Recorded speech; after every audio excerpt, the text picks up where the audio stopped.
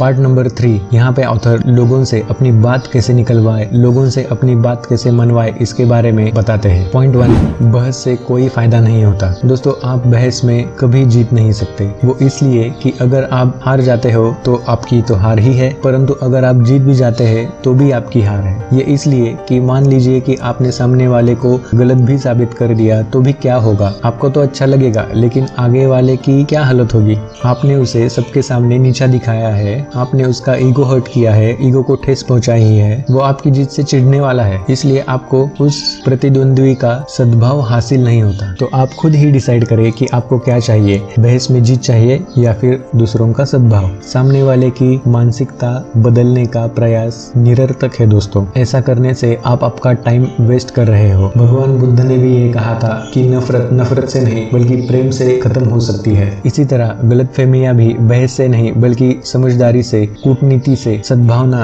और दूसरों के नजरिए को समझने से खत्म होती है। जिस व्यक्ति में क्रोध और सेल्फ कंट्रोल की कमी है वही बहस करने बैठ जाता है। अपने गुस्से पर काबू रखे। याद रखे, किसी व्यक्ति का आकार इस बात से नापा जा सकता है कि उसे किस बात पे गुस्सा आता है। पहले पूरी बात सुनिए, अपने विरोधियों को बोलने का मौका दे, उन्हें अपनी पूरी बात कह लेने दे, उनका विरोध न करे, बहस न करे, खुद का बचाव न करे। इससे दीवार खड़ी हो सकती है। इसके बजाय समझ के पुल बनाने का प्रयास करे। गलतफहमी की ऊंची दीवारें खड़ी ना करे। प्रिंसिपल नंबर 1 याद रखे, the only way to get the best of an argument is to avoid it. दुश्मन बनाने का तरीका और इससे कैसे बचा जाए। A sure way of making enemies and how to avoid it. हम किसी की बुराई सीधे सीधे नहीं कर सकते। ऐसा करने से हम किसी को अपना दुश्मन खुद बना लेंगे, क्योंकि बहुत कम लोग हैं जो अपनी बुराई सुनना पसंद करते हैं। किसी को ये कहना कि वो गलत है उसे बुरा महसूस करने पर मजबूर कर सकता है, बल्कि आप ये कह सकते हैं कैसे वो अपनी खामियों को दूर कर सकते हैं। उदाहरण के लिए सोचिए कि आप एक कंपनी के मैनेजर हैं और कंपनी में इंसेंटिव देने का एक नया सिस्टम आप वहाँ पे इम्प्लीमेंट करना चाहते हैं। तो आप अपने सिस्टम को किस तरह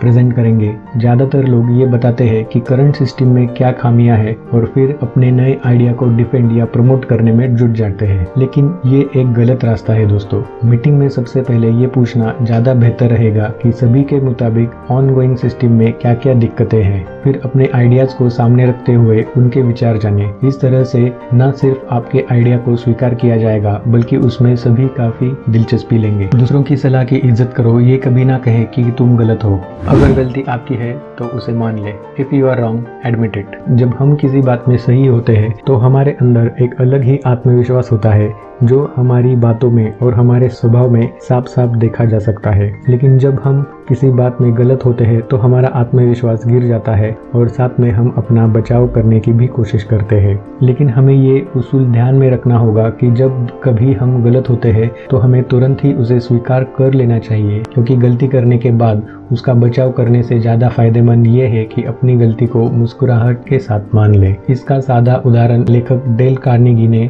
अपनी निजी जिंदगी में हुए इंसिडेंट्स को बांटते हुए इस किताब में बताया है। डेल ने बताया है कि वो अपने पालतू कुत्ते को घुमाने जंगल में ले जाते थे, क्योंकि जंगल में आसपास कोई नहीं रहता था, इसलिए वो उसे जंजीर से नहीं बांधते थे। लेकिन एक दिन एक पुलिस इंस्पेक्टर ने उन्हें इस तरह देख लिया और लेखक को जमकर डांट लगाई। साथ ही साथ यह भी कह दिया कि अगली बार उन्होंने उनके पालतू कुत्ते को खुलेआम देखा तो वो उन्हें अदालत भी ले जाएंगे। अब कुछ दिनों तक तो डेल कार्नेगी ने पुलिस की बात मानकर अपने पालतू कुत्ते को जंजीर से बांध कर रखा ताकि आसपास के लोग और बाकी छोटे जानवर सुरक्षित रह सके। लेकिन एक दिन फिर से डेल ने अपने कुत्ते को अपनी जंजीर से नहीं बांधा और इस बार दोबारा उसी इंस्पेक्टर ने डेल को देख लिया। लेकिन इससे पहले कि इंस्पेक्टर कुछ बोल पाते, लेखक डेल ने ही खुद ने अपनी गलती मान ली और उसने कह दिया कि माफ कीजिए, मैंने दोबारा आपकी बात नहीं मानी, मैं कितना गैर जिम्मेदार हूँ। ये सुनते ही पुलिस ऑफिसर पिघल गया। उन्होंने कहा, अरे कोई बात नहीं, इतने प्यारे कुत्ते को बांधने का आखिर किसका मन करेगा। लेकिन फिर भी डेल अपनी गलती के लिए माफी मांग रहे थे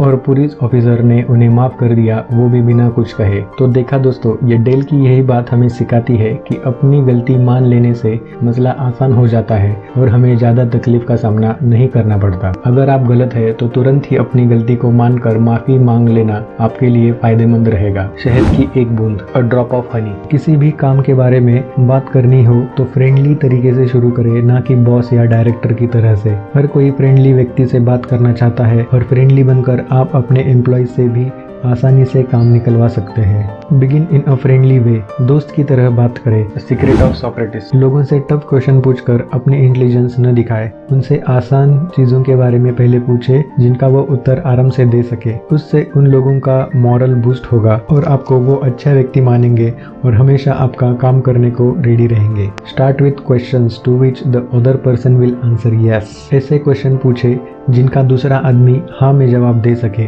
शिकायतों से निपटने का आसान तरीका, the safety valve in handling complaints. कोई भी दूसरों की डींगे नहीं सुनना चाहता, हर कोई चाहता है कि उन्हें एक्सप्रेस करने का मौका मिले, इसलिए लोगों को बोलने का मौका दीजिए, इससे वो आपके द्वारा सम्मानित फील करेंगे। Let the other person do a great deal of the talking, दूसरों को खुलकर बोलने का मौका दीजिए। सहयोग कैसे हासिल किया जाए, हाउ टू गेट कोऑपरेशन। अगर आपको किसी को कोई काम देना है तो उस काम पर उस व्यक्ति के सुझाव लीजिए। अगर उसके सुझाव आपके सुझाव से मिलते हैं तो उसे उसका आइडिया बता दे और बोले कि हाँ मुझे आपका सुझाव बहुत पसंद आया। वो आदमी पूरी लगन से आपके उस काम को करने लग जाएगा। Let the other person feel the idea is his और हर्स, दूसरे के आइडिया की कदर करें। एक फार्मूला जो आपके लिए चमत्कार कर दे, a formula that will work wonders for you. कई बार हमारे नजरों में एक इंसान काफी गलत होता है, लेकिन हमारी सोच से ठीक परे उस इंसान के मन में ये भाव होते हैं कि वो बिल्कुल सही है। यही होती है अपनी अपनी सोच, जो जरूरी नहीं कि हम सबकी एक जैसी हो। हमें अपने आप को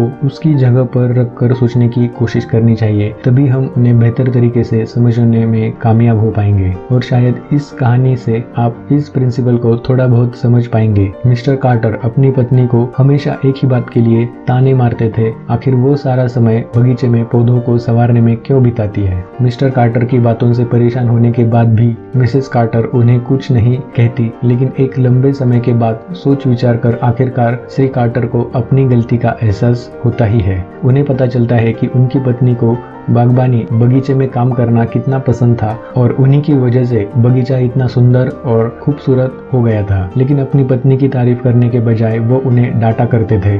आखिरकार मिस्टर कार्टर ने बगीचे में व्यस्त अपनी पत्नी से माफी मांगी और उनकी तारीफ करते हुए उनके साथ बगीचे में काम भी किया। इसी तरह उन्होंने अपनी जिंदगी और अपनी पत्नी की जिंदगी अपने विचारों से बदल दी और उनकी जिंदगी बेहतर हो गई। सामने वाले व्यक्ति की सोच समझे, लोग क्या चाहते हैं, व्हाट एवरीबॉडी वांट्स। दूसरों को भी इच्छाएं और सपने होते हैं, अगर वो उनको जाहिर करते हैं तो उन्हें इग्नोर ना करें, बल्कि उनका सम्मान करें। चाहे वो इच्छा कैसी भी हो, उनकी उम्मीद बढ़ाए रखें, इससे भी उनके दिल में आपके प्रति सम्मान बढ़ जाएगा।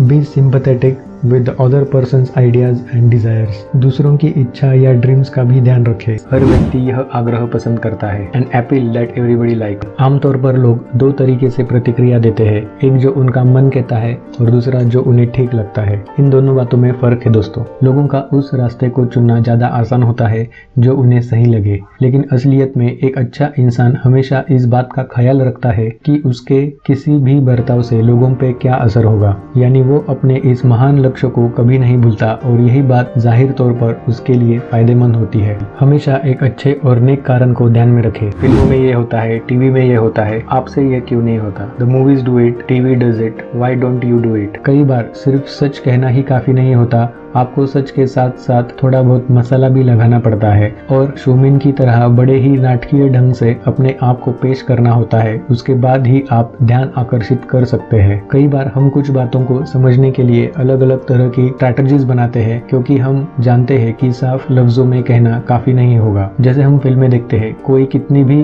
साधारण सी सच्ची कहानी क्यों ना हो, लेकिन फिल्मकार को उसे अपने दर्शक तक पहुंचाने के लिए नाटकीय रूप अपनाना पड़ता है। ठीक उसी तरह हमें अपनी सोच को नाटकीय रूप देना जरूरी हो जाता है। ऐसा ही कुछ किया इंडियाना की कैथरीन विलियम्स ने, जिन्हें अपनी नौकरी में कुछ दिक्कत हो रही थी और वो ये समस्या अपने बॉस के साथ बांटना चाहती थी, लेकिन ऐसा नहीं हो पाया। उनके बॉस अपनी व्यस्त दिनचर्या की वजह से उनसे अपनी मीटिंग को टाल रहे थे और ना ही उनकी सेक्रेटरी ठीक से जवाब दे रही थी। एक हफ्ता यूं ही बीतने वाला था और कैथरीन को जवाब चाहिए था। आखिरकार उन्होंने अपने बॉस को एक नोट लिखा जिसके अंदर एक औपचारिक पत्र भी था। मैं जानती हूँ कि आप कितने व्यस्त होंगे अपने शेड्यूल की वजह से, लेकिन कृपया आप मुझे इस फॉर्म में 2 रिक्त स्थानों को भरकर मुझे वापस दे दीजिए। पहला कि आप मुझे किस तारीख पर मिल रहे हैं और दूसरा कि आप मुझे अपना कितना समय देंगे। ये देखते ही कैथरीन के बॉस प्रभावित हुए और उन्होंने कैथरीन के साथ तुरंत ही मीटिंग की, जिसके बाद आखिरकार उनकी समस्या दूर हो पाई। अपने सभी आइडियाज को बड़े ही जबरदस्त तरीके से पेश करें। जब कुछ और न काम आए तो ये करें। When nothing else works,